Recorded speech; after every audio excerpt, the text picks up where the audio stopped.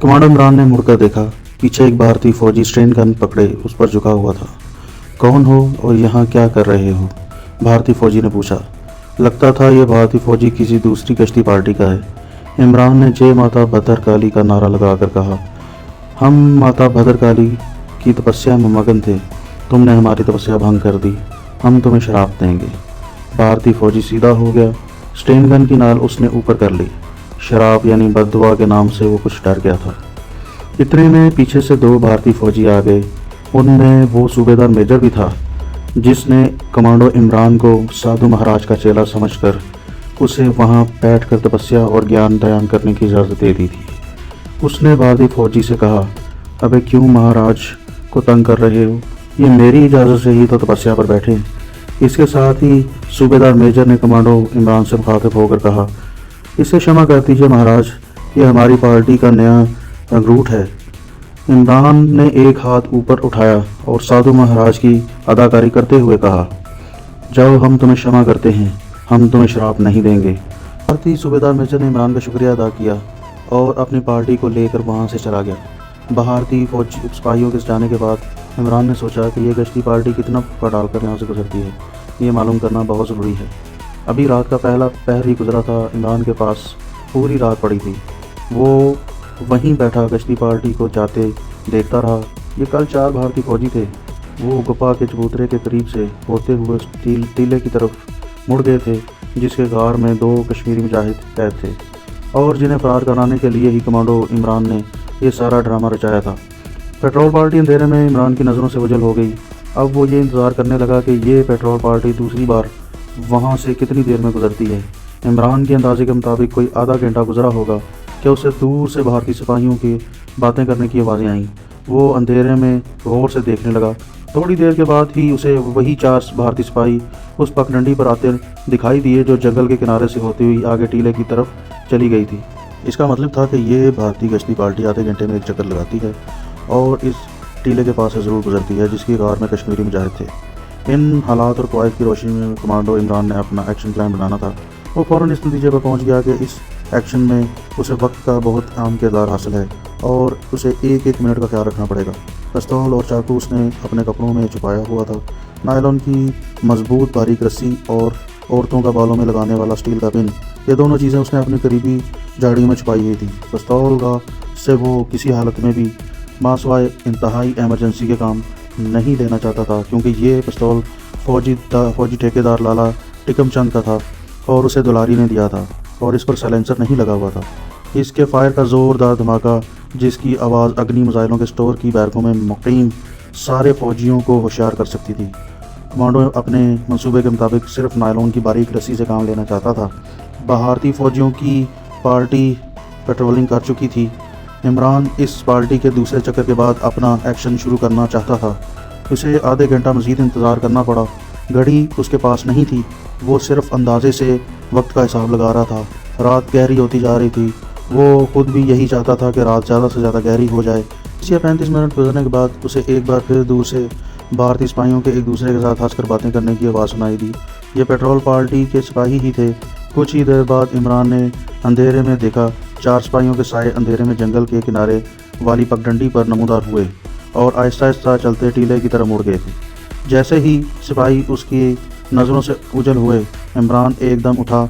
उसने करीबी झाड़ी के पास जाकर वहाँ से नायलॉन की रस्सी और हेयर पिन वाला प्लास्टिक का लिफाफा निकाला और रस्सी और हेयर पिन वाले लिफाफे से निकालकर जेब में डाल दिया और गुफा के अकब से होकर टीले की तरफ चलने लगा। वो बेहद एहतियात के साथ झुककर चल रहा था। वो चारों तरफ से बाखबर था और इतनी एहतियात के साथ कदम कदम चल रहा था कि उसके पाँव की आहट तक पैदा नहीं हो रही थी। वो इन दरख्तों के पास आकर बैठ गया जहाँ से उसे टीले की तरफ नज़र रखनी थी। वो एक सेकंड का हिसाब रख रहा था। ये उसकी कमांडो ज़िंदगी का एक अहम तरीन मिशन था जिसकी उल्टी गिनती शुरू हो चुकी थी। जब उसे टीले के आस-पास गश्ती पार्टी के सिपाहियों के साए कहीं नज़र ना आए और ना कहीं दिखाई दिए तो वो उठा और टीले की तरफ बढ़ा। अंधेरे में 6-7 दरख्तों के करीब से गुजरने के बाद उसे टीले के सामने एक इंसानी साया हरकत करता दिखाई दिया। वो गौर से उसे देखने लगा। यह उन 2 भारतीय सिपाहियों में से एक सिपाही था जो टीले के गार के बाहर रात को पहरा देते थे। اسے دوسرا سپاہی نظر نہیں آ رہا تھا۔ عمران درختوں کی آڑ لیتا اندھیرے میں دبے پاؤں اور آگے گیا۔ اب اسے ٹیلے کے غار کا دہانہ دھندلا دھندلا نظر آ رہا تھا۔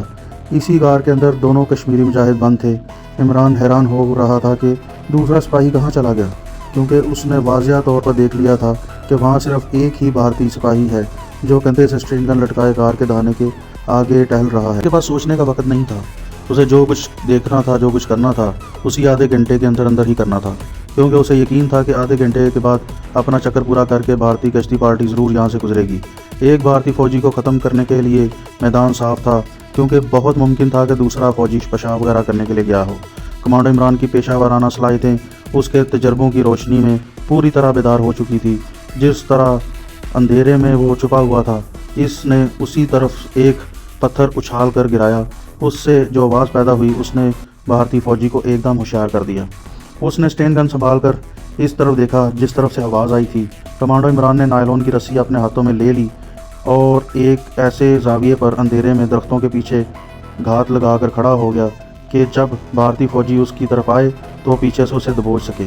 جیسے ہی بھارتی سپاہی نے درختوں کی طرف الرٹ ہو کر دیکھا، عمران نے ہلکی سی آواز کے ساتھ انگریزی میں کہا، ہیلپ ہیلپ۔ بھارتی فوجی یہی سمجھا کہ اس کا ساتھی اس طرف رفع حاجت کے لیے گیا ہے اور اس نے آواز دی ہے۔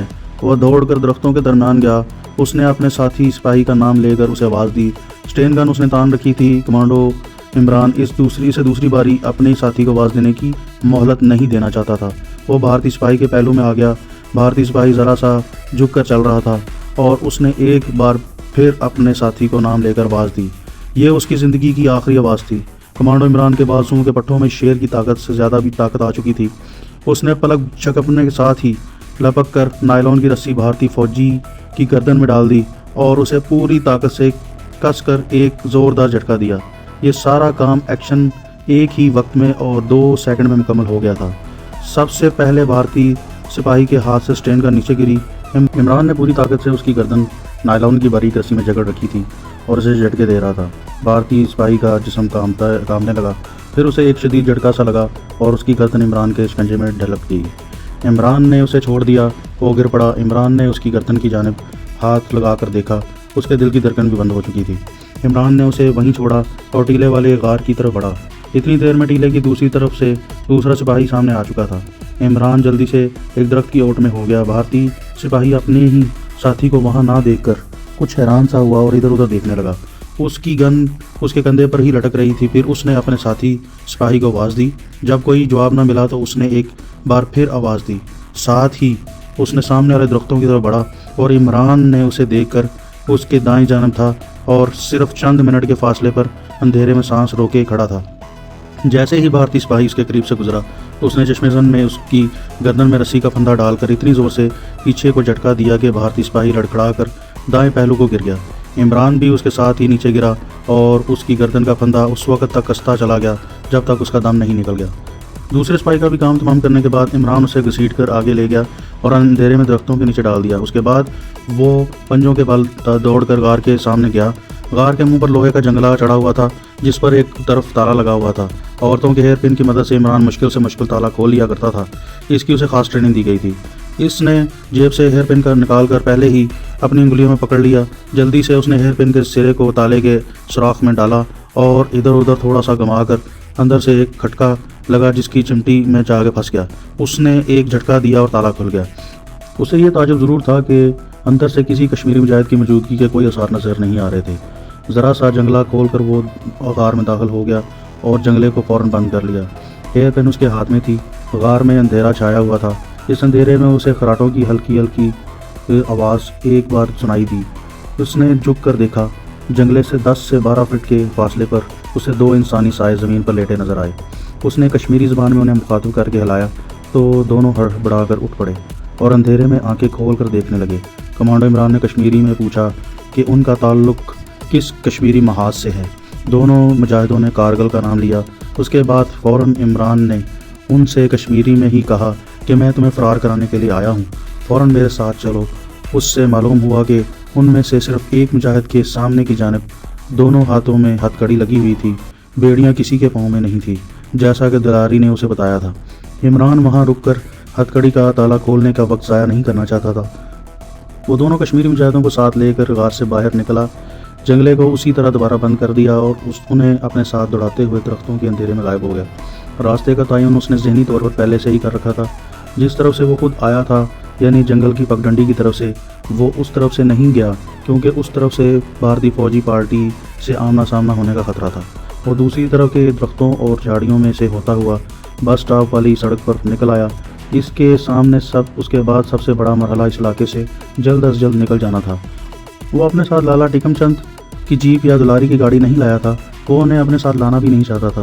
ان گاڑیوں سے ان کی نشاندہی ہو سکتی تھی اور وہ نہیں چاہتا تھا کہ ملٹری انٹیلیجنس اسے اپنی ذات میں لے، کیونکہ ابھی عمران کو ان کے ساتھ رہنا تھا اور اپنے بہت سارے مشن کمپلیٹ کرنے تھے، جس کی خاطر وہ یہاں پر آیا تھا۔ سڑک پر چلنے کی بجائے وہ سڑک سے ہٹ کر کھیتوں میں آ گیا۔ جس کشمیری مجاہد کے ہاتھ میں ہتھکڑی لگی تھی، اسے دوڑنے میں دقت ہو رہی تھی۔ جب وہ انہیں لے کر کافی دور نکل گیا تو اس نے ہیئر پن کی مدد سے ہتھکڑی کا تالا کھول دیا اور ہتھکڑی اتار کر کھیتوں میں پھینک دی۔ اس کے بعد ہی ان تینوں نے کلکتے شہر کی طرف دوڑنا شروع کر دیا۔ وہ اس وقت تک دوڑتے رہے جب تک ان کا سانس پھول نہیں گیا۔ اس کے بعد وہ چلنے لگے، مگر کافی تیز چل رہے تھے۔ وہ کوارٹر کی قطار کے عقب سے گزرے تو عمران کو ایک کوارٹر کے باہر درخت کے نیچے آٹو رکشا نظر آیا۔ وہ تیز تیز چلتے ہوئے اس کے پاس آ گئے۔ عمران نے ایک کشمیری مجاہد کو اشارہ کیا۔ کسی جانب سے ایک کتا بھونکنے کی آواز آ رہی تھی۔ جب دونوں کشمیری مجاہد اس میں بیٹھ گئے تو عمران نے ڈرائیونگ سیٹ پر بیٹھتے ہی رکشے کو سٹارٹ کیا اور تھوڑی دیر بعد رکشا سڑک پر کلکتے کی طرف بھاگتا جا رہا تھا، مگر راستہ کافی لمبا تھا۔ کلکتہ ایک بہت ہی وسیع و عریض شہر ہے اور وہاں فاصلے بہت زیادہ ہوتے ہیں۔ شہر کی روشنیاں قریب آ کر پیچھے گزرنے لگی تھی۔ اچانک رکشے کے انجن نے جواب دے دیا اور وہ رک گیا۔ عمران نے کہا، تیل ختم ہو گیا ہے، اس طرف سے آ جاؤ۔ مجاہدین کو لے کر وہ ایک چھوٹی سڑک پر آ گیا، جو آگے جا کر سڑک پر نکل جاتی تھی۔ عمران اس بڑی سڑک پر پہنچا تھا کیونکہ وہاں سے اسے کوئی نہ کوئی رکشا ٹیکسی مل سکتی تھی۔ کلکتہ شہر ساری رات ٹیکسیوں اور رکشے چلتے رہتے تھے۔ بڑی سڑک پر پہنچنے کے بعد وہ تھوڑی دور ہی چلے تھے کہ انہیں ایک خالی رکشا مل گیا۔ وہ اس میں سوار ہو گئے۔ عمران نے ڈرائیور سے ڈلویزی اسکوائر جانے کا کہا۔ ڈلویزی اسکوائر کا کمانڈو عمران نے اس لیے نام لیا تھا کہ اس چوک سے کلکتے کی کئی اطراف کو سڑکیں نکلتی تھی۔ ان میں سے سڑک لوئر چت پور روڈ کی طرف جاتی تھی۔ ڈلویزی اسکوائر پہنچ کر وہ رکشے میں سے اترے اور پیدل چڑھ پڑے۔ فٹ پاتھ پر محنت مزدوری کرنے والے مزدور گہری نیند سو رہے تھے۔ سڑک پر سے کسی وقت کوئی گاڑی گزر جاتی تھی۔ رات کافی گزر چکی تھی اور سڑکوں پر بتیاں روشن تھیں۔ عمران مجاہدین کو لے کر روشنیوں سے بچ کر گزرنے کی کوشش کر رہا تھا۔ کشمیری مجاہد کا لباس قیدیوں والا نہیں تھا، جس سے ان پر کوئی فوری طور پر شک نہیں کر سکتا تھا۔ وہ عام قمیض پتلون میں تھے، خوش شکل نوجوان تھے اور اس کے ساتھ ساتھ تیز چل رہے تھے۔ چتور روڈ کے چھوٹے چوک میں آ کر عمران ایک چھوٹی سی گلی میں گھس گیا، پھر گلیوں میں سے ہوتا ہوا اس مسجد کے عقب میں آ گیا جہاں امام صاحب کے حجرے کا دروازہ کھلتا تھا اور جس کے بارے میں انہوں نے عمران سے کہا تھا کہ دروازے کی اندر کی کنڈی کھلی ہوگی۔ وہاں ہلکا ہلکا اندھیرا تھا۔ عمران نے رک کر دروازے کو ذرا سا دھکیلا، دروازہ کھل گیا۔ وہ مجاہدین کو لے کر حجرے میں آ گیا اور اس نے آتے ہی دروازہ بند کر دیا اور کنڈی لگا دی۔ حجرے میں اندھیرا تھا۔ تھوڑی سی دیر کے بعد کسی نے نیند کی بھری آواز میں پوچھا، آ گئے ہو؟ یہ امام صاحب کی آواز تھی۔ عمران نے آہستہ سے جواب دیا، جی ہاں۔ اس کے بعد حجرے کی بتی روشن ہو گئی۔ امام صاحب چارپائی کے پاس کھڑے تھے۔ انہوں نے دونوں کشمیری مجاہدین کو غور سے دیکھا اور بولے، تم لوگ یہاں آرام کرو، میں جاتا ہوں، باہر سے تالا لگا جاؤں گا، باقی باتیں صبح ہوں گی۔ امام صاحب دروازہ کھول کر باہر سے میں نکل گئے حجرے کا اور باہر سے تالا لگا گئے۔ انہوں نے حجرے میں رکھی ہوئی سراہی میں پانی نکال کر باری باری پانی پیا اور ایسا ایسا باتیں کرنے لگے۔ کشمیری مجاہدین نے عمران کو بتایا کہ انڈین انٹیلیجنس والوں نے شروع میں انہیں ٹارچر کیا تھا، لیکن اب دو دن سے کسی نے انہیں کچھ نہیں کہا تھا۔ شاید وہ ہم پر کوئی دوسرا طریقہ آزمانا چاہتے تھے۔ دوسرے کشمیری مجاہد نے عمران سے کہا، دوست تم نے ہمیں وہاں سے نکال کر بڑی دلیری کا ثبوت دیا ہے، ہم موت سے نہیں ڈرتے، ہمیں صرف یہ افسوس ہو رہا تھا کہ ہمارے دوسرے ساتھی مجاہدین کشمیر کے محاذ پر جنگ کر رہے ہیں اور ہم یہاں پر دشمن کی قید میں ہیں۔ پہلے کشمیری مجاہد نے عمران سے پوچھا، تم کشمیر کے کون سے محاذ پر تھے اور یہاں کلکتے کیسے پہنچے؟ عمران نے انہیں بالکل نہ بتایا کہ وہ کس محاذ پر دشمن پر برسرے پیکر ہے اور کلکتے کیسے پہنچ گیا اور یہاں اس کا مشن کیا ہے۔ مجاہد کے سوال کے جواب میں اس نے صرف اتنا بتایا کہ میں یہ سب کچھ ابھی نہیں بتا سکتا۔ کشمیری مجاہد نے اس کے بعد کوئی اصرار نہ کیا۔ وہ سمجھ گیا کہ عمران یہاں کسی بڑے مشن کے لیے آیا ہے۔ تھوڑی دیر سو کر انہوں نے باقی رات گزاری۔ صبح اذان کے وقت امام صاحب تشریف لے آئے۔